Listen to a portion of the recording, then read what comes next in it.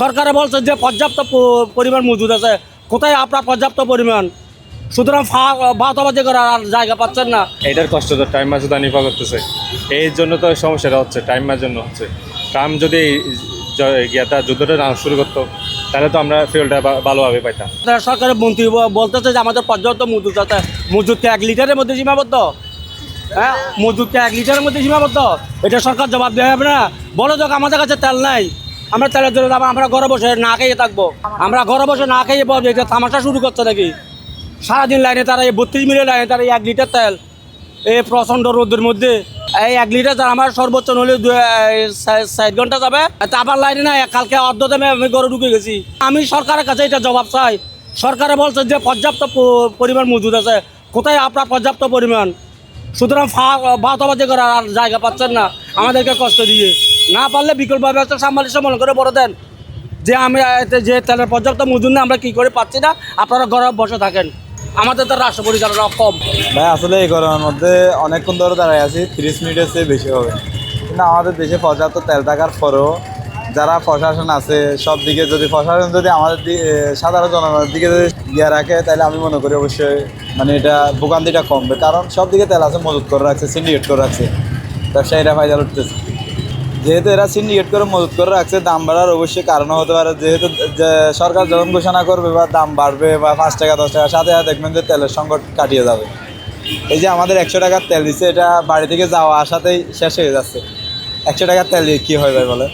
100 টাকার তেলের জন্য পুরো আধা ঘন্টা লাইন ধরে দাঁড়াতে আসি। 100 টাকার তেল এখানে পুরো যাচ্ছে, ইঞ্জিন একবার স্টার্ট দেওয়া একবার ইয়া দেওয়া এখানে শেষ যাচ্ছে। সমুদ্রের গর্জনে ভিন্ন স্বাদের সামুদ্রিক খাবারের ভরপুর আয়োজন উপভোগ করতে আজই চলে আসুন প্যাসিফিক বিচ লাউঞ্জ ক্যাফে কক্সবাজারে। ওনারা যদি একসাথে 300 টাকার বা 200 টাকার দিত, তাহলে দিনে আর আসতে হতো না, কোনোভাবে চালিয়ে দেওয়া যেত। আধা ঘন্টা হবে। গভর্নমেন্টের বাইশ হিসেবে তো সিন্ডিকেটের সমস্যা আছে মনে হচ্ছে। গভর্নমেন্টের তেল আছে, এখন ওরা দিচ্ছে না, সেই হিসেবে মনে হচ্ছে দিচ্ছে সিন্ডিকেটের। এইভাবে তো মনে হয় সবাই যেভাবে গভর্নমেন্ট মাঝে মাঝে ধরতেছে, আমার মনে হয় এগুলো কোথাও স্টক করা হইতেছে তেলগুলো আইনে। আমরা এই অবস্থা থেকে মুক্তি চাই আর কি। বৈজ্ঞানিকগুলো কই যাবে আমি তো নিজেও জানি না, আপনারাও জানেন না, জানেন না। এরকম সমস্যা তো হতেই যাচ্ছে, কমতেছে না, তেল তো পাচ্ছি না, দেখতেছেন তো আপনারা। 1 লিটার তেলের জন্য তো আপনার 1 কিলোমিটার দাঁড়িয়ে থাকতে হচ্ছে 32 মিনিট শুধু 1 লিটার তেলের জন্য। প্রতিদিন এরকম এই গাড়ি নিয়ে আমি সেলম্যান, আমি তাহলে কি করব? আমার কাজে প্রচণ্ড সমস্যা। আজকে এই 1 লিটার আমার কোনো রকমের দুপুর পর্যন্ত যাবে। প্রায় 1 ঘন্টা ধরে দাঁড়িয়ে আসছি তেলের জন্য। সারাদিন মিলে একবারে তেল পাই, 100 টাকা করে তেল পাই। তারপরেও তেলের দাম যে এভাবে তারেক রহমান, আমার দেশ নায়ক তারেক রহমান যেভাবে তেলের দামটা সাশ্রয় করে রাখছে, তেলের দামটা ঠিক করে রাখছে, এটার জন্য আমরা তারেক রহমানকে ধন্যবাদ জানাই। কষ্ট হলেও যে তেলের দামটা বাড়ে না, এটার জন্য আমরা খুশি।